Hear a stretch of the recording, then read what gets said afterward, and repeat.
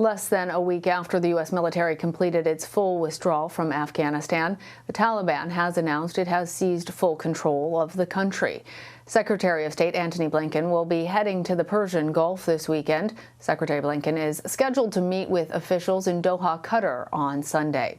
Doha is one of the locations housing thousands of Afghan refugees as they await processing. The U.S. military airlifted them out of the country during its final withdrawal.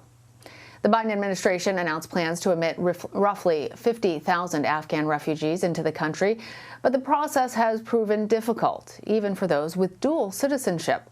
We check back in with CBS News correspondent Christina Ruffini. Onai Payam and her husband Farid, both American citizens, were only supposed to be in Kabul for 4 days. That's you. That's me screaming. One last trip to see family and celebrate his brother's wedding before the Taliban took control. On Sunday, early in the morning when I woke up, I saw one of my family members burning some documents at the backyard. That's when I thought that everything is done. It's over now. They're in. The trip turned into an urgent evacuation. They registered with the State Department and tried to get to the airport. But crowds of desperate Afghans, some with visas, most without, blocked access to the gate. We couldn't get in, and that's when we decided to go back and just wait. Just to wait for a better plan. The plan came with help from friends in the U.S., who got them a contact inside the airport. They tried again, this time at night. What is the level of anxiety you feel rolling up to a Taliban checkpoint? You stop breathing at that moment when you see them, thinking, okay, they know who I am and they are going to take me.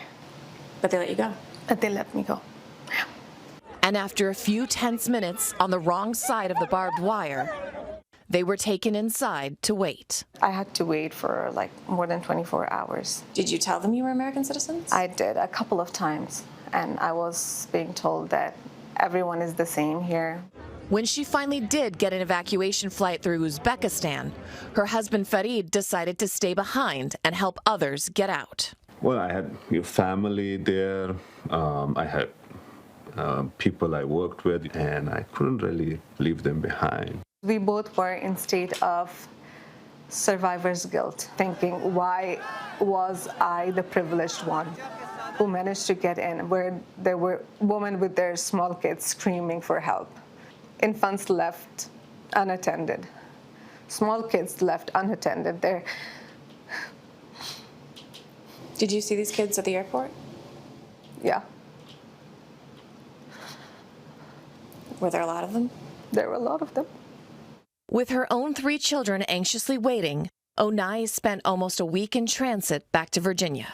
Farid, who got a more direct flight 3 days later, was there to welcome her. I know your family is Afghan, you grew up there, but did this experience at all make you feel more American? Yes, because the way I was received here, as someone I belong to, and the way they took care of me.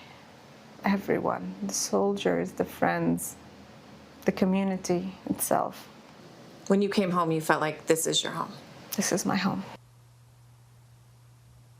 For a deeper dive now, I want to welcome Lizlanders, the chief political correspondent at Vice.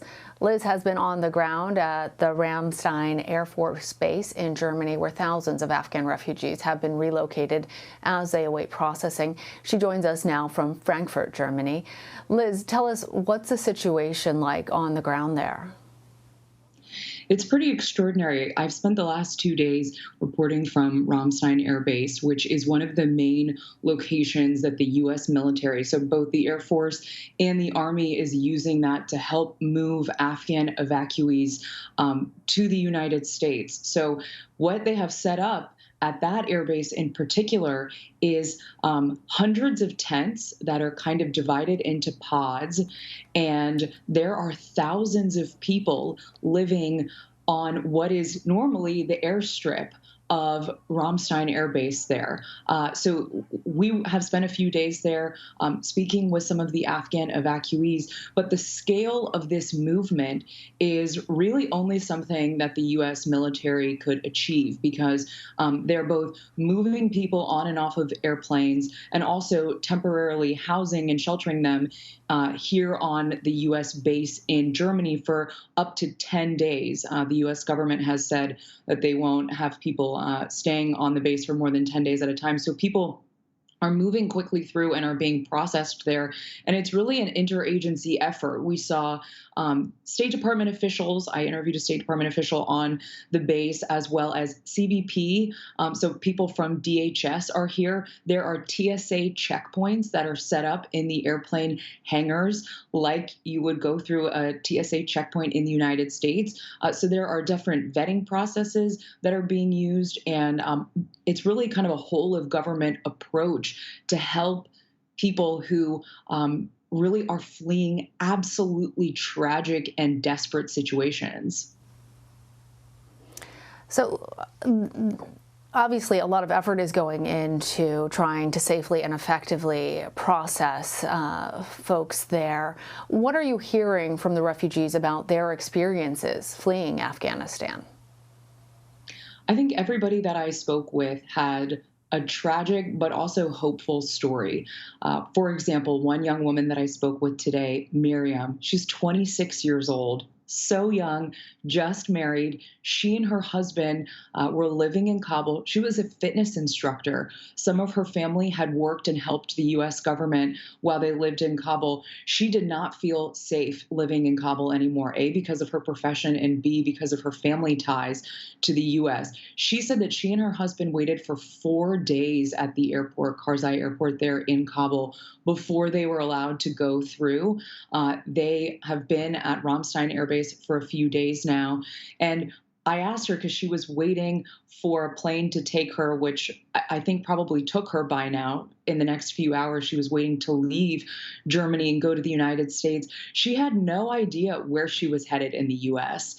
She said, I don't know what city I'm going to, but I'm so grateful and excited to be going to the United States. She's never been to the U.S. She said she was really looking forward to seeing New York City and hopefully continuing her work. But like so many other Afghan people and like many other people that I spoke with in the last few days, she left family behind. She showed me a photo of her mother, her young sister, who are still in Afghanistan. And she said that the way that women are being treated now under the Taliban, she says she does not believe the Taliban when they say that they are going to treat women and girls better in that country. And that's part of the reason why she left.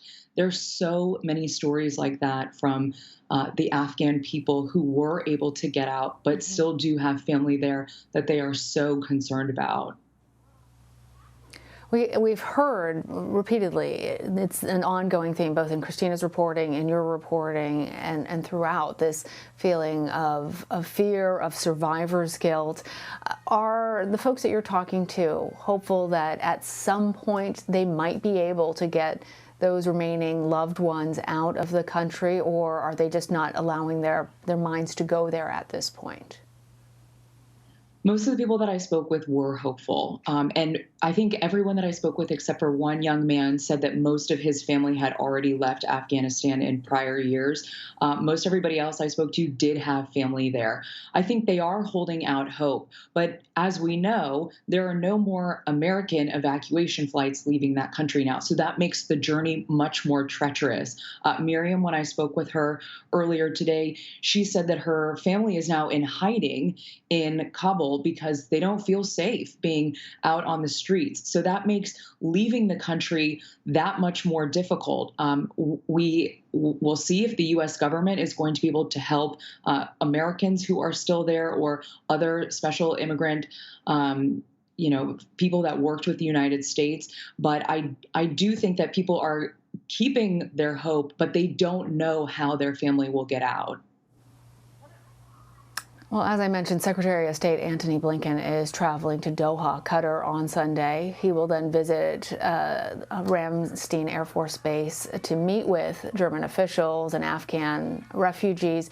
Do you know how many people are still there waiting to be processed, and what's the overall purpose of the Secretary's trip? There are still thousands of people who are being processed. So as of yesterday, there were about 17,500 people that specific airbase had helped process and take them to their next leg of their journey to a new home in America. It sounds like the Secretary is going for two reasons: for diplomatic reasons to Doha to meet with our allies in the region. Also, Doha is, as you mentioned, another point of processing for a lot of these evacuees who are leaving the country. And I also think it's to thank many of the men and women who are working around the clock right now. Several of the soldiers that I spoke with on the base are working 12-hour shifts. Some of the pilots that we saw who helped evacuate those Afghan evacuees in the last days as Kabul fell, those people were working 24-hour shifts. I spoke to one of the pilots who was overseeing that mission. That's a lot of hard work. This is 24/7 work right now. It does have an ending date. They believe, the head of Ramstein, the general there, told me that he believes that this will probably wrap up in the next few weeks. But I think that for someone like the Secretary of State, it's to go thank the people in the mission from the State Department for all of their work, and also to help oversee what is kind of the next step once these Afghan evacuees get to the United States. Well, on that, President Biden selected former Delaware Governor Jack Markle as the Afghan refugee relocation czar. Do you know anything more about what this role entails? Yeah, the White House announced this yesterday, and it sounds like it will be a role that is temporary, probably until the end of this year, was what one of the White House press secretaries told the press.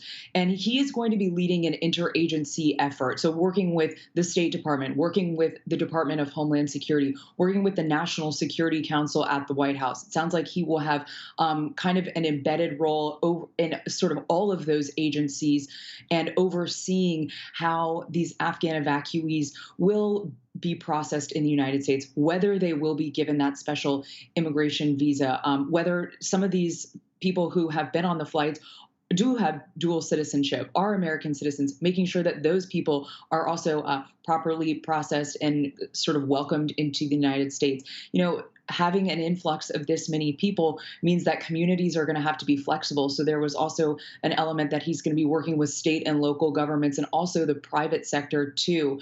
But one thing that I would add that kind of gives me hope is I've seen in the DC area, Fort Lee has been accepting a lot of these Afghan evacuees, and there has been a huge outpouring from Americans, I think, in communities all over the country for people who want to help these Afghan people who have left everything. Some people have a small bag that they get on these flights to come to America with. And I think that you're going to see a lot of communities, hopefully all across the country, welcoming these people. Absolutely. Elizabeth Landers, thank you. Thanks for having me.